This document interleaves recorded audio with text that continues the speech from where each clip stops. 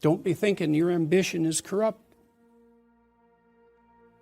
You know, because that's part of the message now. Human beings, we're a cancer on the planet. We're headed for an environmental apocalypse.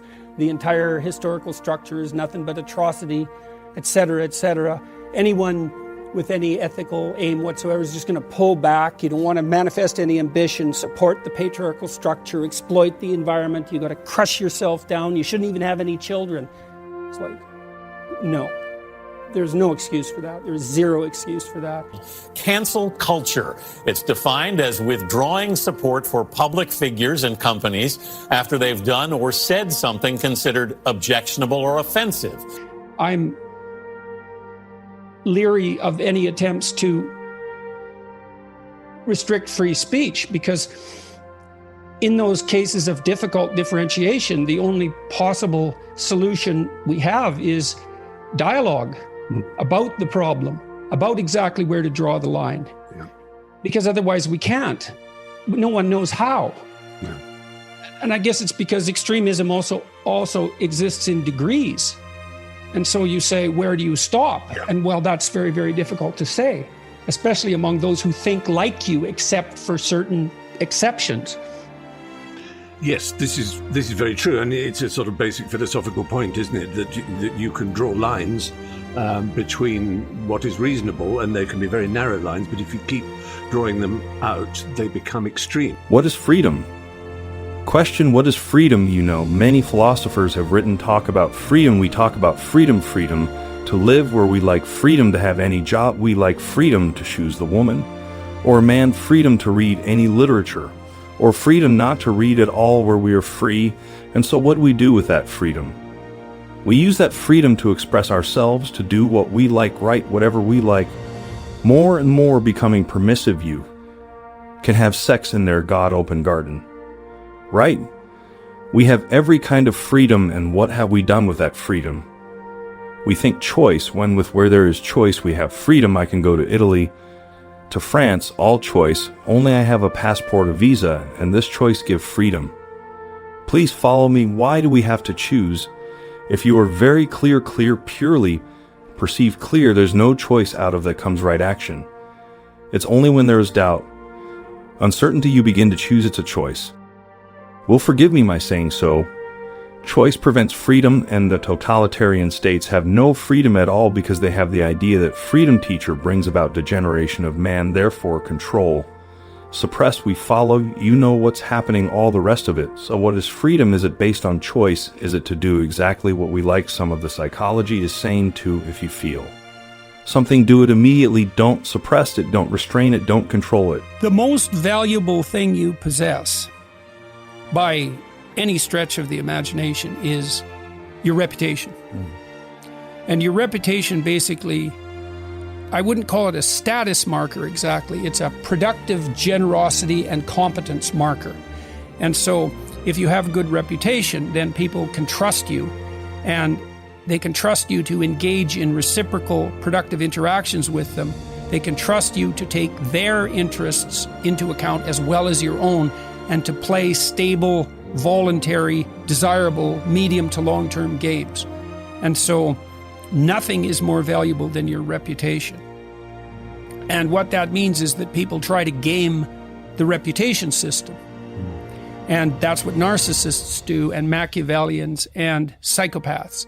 They call that the dark triad. There's a lot of research investigation into dark triad personality cluster. And it's a variant of antisocial behavior. And narcissists have the confidence of the competent without the competence. What's the point of free speech? Mean that as a skeptical question, you know, when some people ask, what's the point of something? They mean it as a skeptical question. They say, with a gloomy face, what's the point of living?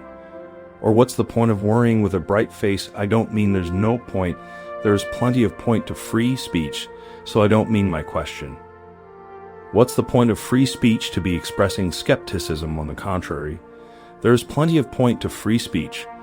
And what I want to do today is talk about what that point is. The thing is, we often don't stop to think about what the point of free speech might be. Often we use the phrase free speech as a kind of mantra, a kind of magic spell to put an end to discussion.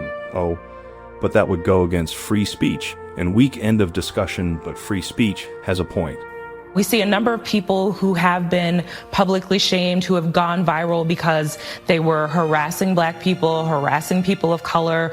And when the public galvanizes around one of these clips, what folks are doing is saying that collectively, this is not acceptable for our society. There's a benefit to calling attention to a behavior that is genuinely causing harm to other people. But it's one thing to go after a celebrity who has said a terrible thing, and it's another thing to go after a private citizen who happened to get caught on film in a really bad moment. Those are not equivalent. And we don't like violent criminals, and those are the people who tend to be locked up. And a disproportionate number of people, I think it's 95% in prisons, are male, and they're almost all violent. We're much harder on petty violent criminals than we are on like the kinds of white-collar criminals who steal the pensions of like 60,000 people. Right. And that's not obvious that that's a wise distinction. But being mugged is no fun, so you can understand why that's so stringently controlled. What's the point of free speech? It depends what you mean by speech. Sometimes when we think about speech, we think about ideas we cast. Ideas as the heroes of the story. We think of a marketplace of ideas, and we think of this as this kind of vaguely Darwinian battle, a battlefield of ideas. And we hope that the truest and the strongest ideas are going to win out. I think that's the wrong picture, of course. There are ideas, but when we're thinking about speech, we should be thinking first and foremost about people. Speech is about ordinary people having words and doing things with words. What do? With words, we tell stories, we argue, we describe the world as we see it, we make promises, we make bets, we pray, we bully. We joke, we swear, we do all sorts of things with words. And when I'm talking about speech, I'm not talking about words as things that happen to have meaning. Nothing but diligent, upward-oriented work over years puts you in that position.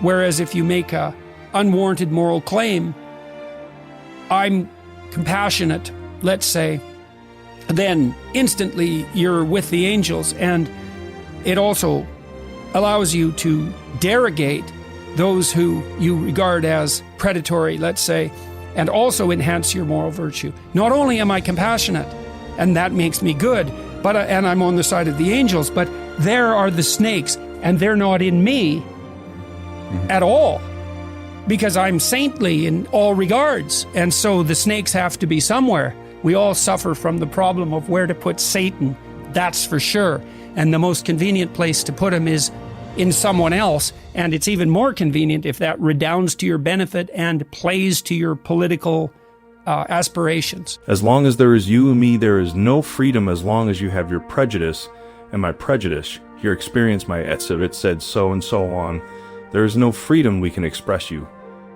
can criticize each other, we can do all that's what's called freedom, right to think what you like, but the freedom, real the greatness of freedom and the enormity, the dignity, the beauty of it is when in oneself, and it is completely order, and that order comes only when we are like to ourselves.